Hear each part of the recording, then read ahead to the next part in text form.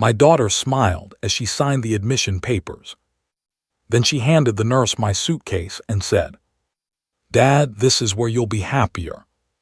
She didn't ask what I wanted. She didn't even look me in the eye. Within 15 minutes, my house keys were gone. My phone had mysteriously disappeared. And I was sitting alone in a nursing home room, wondering how I'd become a burden overnight. My daughter thought she'd just taken control of my future. What she didn't know was that my attorney had been trying to reach me for 3 days. And the moment he discovered where I was, everything she had planned began to fall apart. My name is William Parker. I am 57 years old, and I live in Lexington, Kentucky, USA. After my wife passed away, my daughter Ashley became my entire world. I paid for her college, helped her buy her first home, even loaned her money to start a boutique she dreamed of owning. I never expected repayment. Seeing her succeed was enough. When I retired after 32 years as a structural engineer, I believed life would finally slow down. Instead, it became strangely lonely. Ashley started visiting less often. Every conversation somehow ended with money. "Dad, you don't need such a big house. Dad, you should simplify your life." At first, I thought she was worried about me. Looking back, she was worried about something else.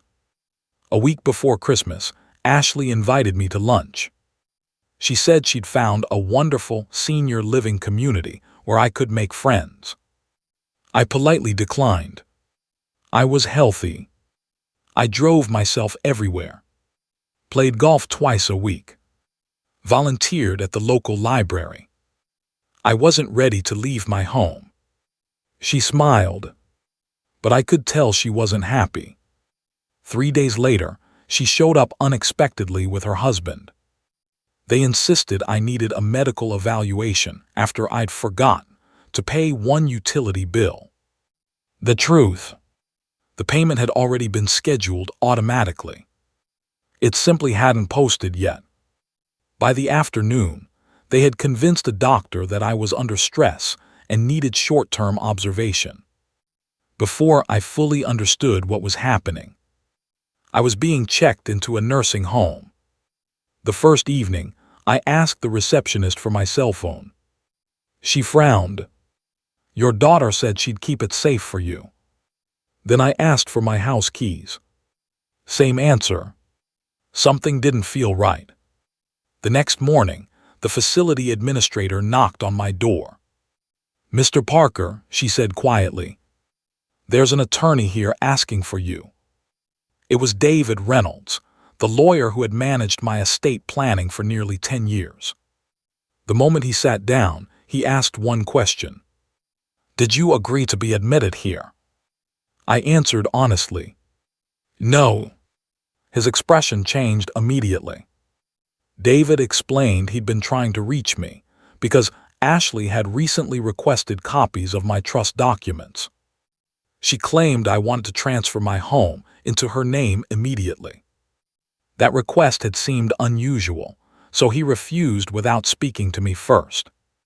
When I suddenly stopped answering calls, he became suspicious. Using emergency contact information, he eventually tracked me to the nursing home. Within days, we reviewed everything. Ashley had already contacted a real estate agent. She'd also redirected several pieces of my mail to her address without my permission. Fortunately, none of my legal documents had been changed.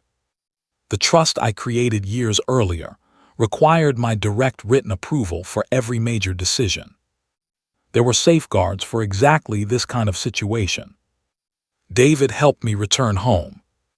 I changed the locks, updated every account password, named an independent professional trustee instead of a family member. Then I invited Ashley over. She walked in smiling, until she realized I wasn't alone. David was sitting at the dining room table. He calmly explained that no property transfers had occurred. No ownership changes had been approved. Every attempt to access my estate had been documented. Ashley immediately insisted she'd only been trying to help. I looked at her quietly. Helping someone doesn't begin by taking away their choices. The room fell silent. Ashley cried. She admitted she'd fallen into serious financial trouble after her boutique failed. She convinced herself that inheriting the house early would solve everything. For the first time, she stopped making excuses. She simply apologized. I didn't remove her from my will, but I did change it. Most of my estate would now be held in trust and distributed gradually, with significant gifts also going to veterans' charities and engineering scholarships. Money should be a blessing, not a temptation. Today, Ashley and I are rebuilding our relationship one conversation at a time. Trust doesn't return overnight, but honesty is a good place to begin. Looking back, being placed in that nursing home wasn't the hardest part.